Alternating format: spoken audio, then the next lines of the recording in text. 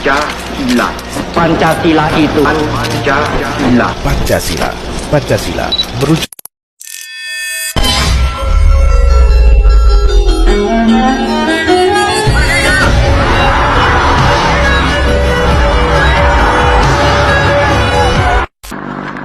Kami, bangsa Indonesia, dengan ini menyatakan kemerdekaan Indonesia.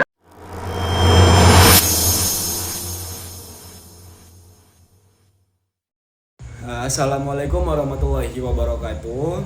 Perkenalkan, nama saya Julfikri Munawir Nasution dengan NIM 4242431023. Saya berasal dari program studi pendidikan kimia.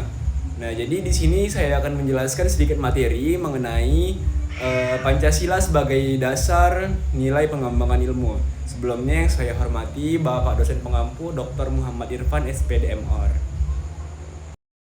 Nah, jadi adapun pendahuluan dari materi kali ini yaitu perkembangan ilmu pengetahuan dan teknologi pada era modern membawa perubahan besar dalam kehidupan manusia. Ilmu tidak hanya menjadi sumber kemajuan, tetapi juga dapat menimbulkan persoalan etis dan sosial apabila tidak diarahkan oleh nilai yang benar.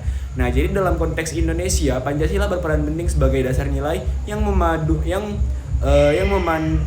arah perkembangan ilmu agar tetap selaras dengan jati diri bangsa, menghargai martabat manusia, serta menjaga keseimbangan antara kemajuan dan nilai kemanusiaan dengan menjadikan Pancasila sebagai pedoman.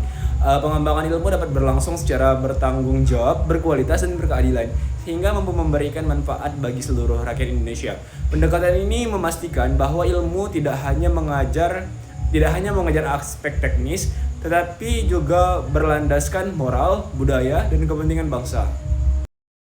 Yang pertama, ada materi mengenai pengertian dan pentingnya Pancasila sebagai dasar pengembangan ilmu. Pancasila sebagai dasar sekaligus pandangan hidup bangsa, berfungsi menjadi arah, pedoman, dan nilai moral dalam pengembangan ilmu pengetahuan.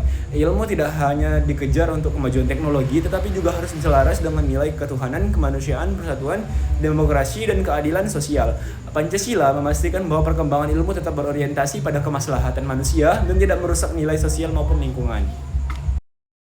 Selanjutnya ada materi ilmu dalam perspektif historis. Secara historis, ilmu berkembang melalui proses yang panjang dari tradisi filsafat kuno, revolusi ilmiah hingga era modern. Perkembangan ilmu dipengaruhi oleh budaya, agama, dan kondisi sosial masyarakat dalam konteks Indonesia. Dalam konteks Indonesia, ilmu berkembang melalui perpaduan nilai lokal, tradisi Nusantara, pengaruh kolonial, dan modernisasi sehingga membentuk karakter keilmuan yang khas dan berorientasi pada pembangunan bangsa. Selanjutnya yang C, pengertian dan ciri-ciri ilmu. Ilmu adalah pengetahuan yang diperoleh melalui proses sistematis menggunakan metode ilmiah untuk memahami, menjelaskan, dan memprediksi fenomena. Nah, jadi ciri-ciri ilmu yang pertama ada objektif, bebas dari kepentingan pribadi, berdasarkan fakta. Yang kedua ada rasional, dapat dijelaskan secara logis. Yang ketiga ada empiris, diuji melalui pengalaman dan pengamatan. Yang keempat ada sistematis, tersusun secara teratur dan logis. Yang kelima ada kumulatif, berkembang dan disempurnakan secara berkelanjutan. Yang keenam ada universal, berlaku umum tanpa dibatasi budaya tertentu. Selanjutnya ada pilar-pilar penyangga bagi eksistensi ilmu. Eksistensi ilmu tidak berdiri sendiri, tetapi ditopang oleh 3 pilar utama yang menjadi toleransi keilmuan. Ketiga pilar ini saling melengkapi dan memastikan bahwa ilmu berkembang secara benar, bertanggung jawab, dan bermanfaat. Yang pertama ada ontologi, objek kajian ilmu yaitu fenomena alam dan sosial. Kemudian ada epistemologi, cara memperoleh pengetahuan melalui metode ilmiah seperti observasi, eksperimen, dan juga logika. Yang ketiga ada aksiologi, manfaat, nilai, moral, dan tanggung jawab penggunaan ilmu bagi kehidupan manusia. Nah, jadi ketiga pilar ini memastikan bahwa ilmu tetap valid, bermanfaat, dan tidak bertentangan dengan nilai kemanusiaan. Yang kelima ada materi mengenai problema etika ilmu. Kemajuan ilmu membawa dampak positif tetapi juga melahirkan berbagai persoalan etis yang harus diwaspadai. Beberapa permasalahan etika ilmu antara lain, yang pertama ada penyalahgunaan teknologi untuk perang dan kejahatan digital, manipulasi data dan kecurangan akademik. Yang ketiga ada pelanggaran privasi dalam era digital, dampak bioteknologi seperti cloning atau GMO dan rekayasa genetik. Yang keempat ada eksploitasi secara sumber daya alam secara berlebihan. Yang terakhir ada ketimpangan akses terhadap teknologi. Nah, karena itu etika ilmu menjadi sangat penting untuk agar pengembangan pengetahuan tetap bertanggung jawab dan tidak merugikan masyarakat maupun lingkungan. Kemudian ada materi mengenai Pancasila sebagai dasar nilai dalam strategi pengembangan ilmu dan teknologi. Pancasila memberikan arah yang strategis dalam pengembangan ilmu melalui 5 sila. Yang pertama, ketuhanan yang Maha Esa. Ilmu harus digunakan untuk kebaikan, tidak melanggar nilai moral dan spiritual. Kemudian yang kedua, kemanusiaan yang adil dan beradab. Teknologi harus memanusiakan manusia, menjunjung martabat dan hak asasi manusia.